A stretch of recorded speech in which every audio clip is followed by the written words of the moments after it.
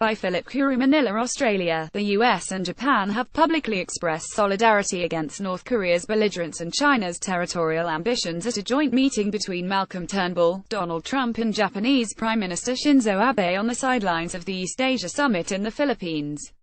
The meeting, which was upgraded from a scheduled two-way conversation between Mr. Trump and Mr. Turnbull, came a day after senior officials from the three regional allies plus India met to discuss the restoration of the Quadrilateral Security Dialogue.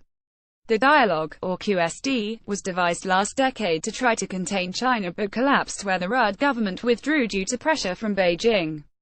The move to restore it has irked Beijing, which has been expanding its territorial grab in the East and South China Seas, actions which were referenced in a White House statement after the QSD meeting.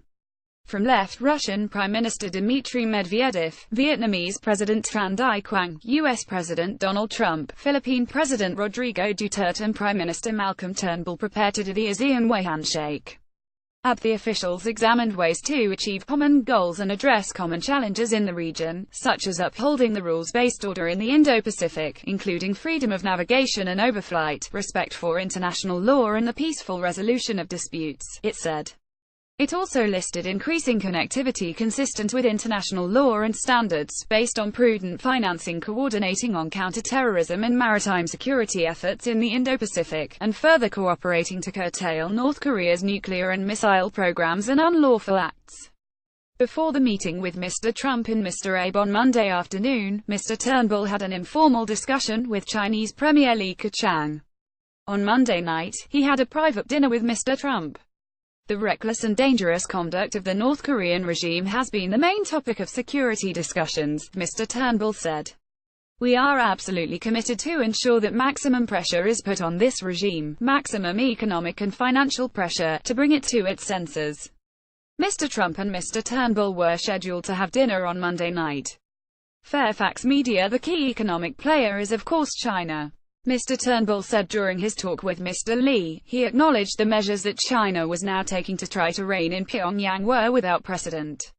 These are dangerous times in which we within our region, the threats to our peace and ability are greater than they have been for many, many years. His discussions in Manila have also focused on terrorism, namely the Islamic State threat in the southern Philippines, where Australia has sent advisors and intelligence to help the Filipino army.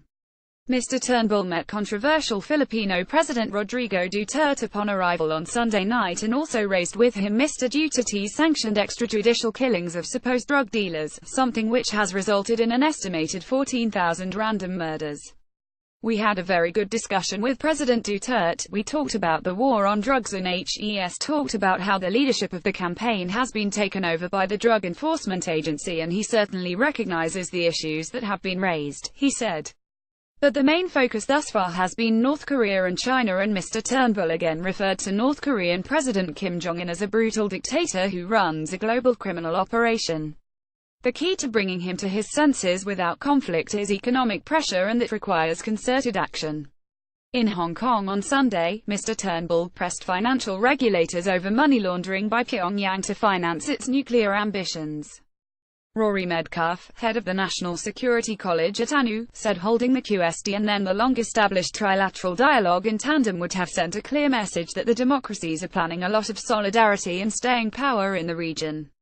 He also noted that the virtue of both the dialogues was that it enabled America's allies to join forces and moderate Mr. Trump's position on issues. Allies can talk sense to Trump in unison, he said. He said the meetings would also disabuse the perception in the region that Mr. Trump, who has had a successful 11-day trip in Asia, may have fundamentally adjusted relations with China. Mr. Turnbull and Mr. Trump also discussed trade. This led to a good humid exchange when Mr. Trump was lauding his own efforts to reduce the U.S. trade deficit, especially with China. We have deficits with almost everybody. Those deficits are going to be cut very quickly and very substantially, Mr. Trump. Mr. Turnbull cut in, except us. That's what you're telling me, Trump said. If I check it, I'll probably find out. Oh no, Mr. Turnbull shot back. On Tuesday, Mr. Turnbull will have an official meeting with Mr. Lee and India's Prime Minister, Narendra Modi.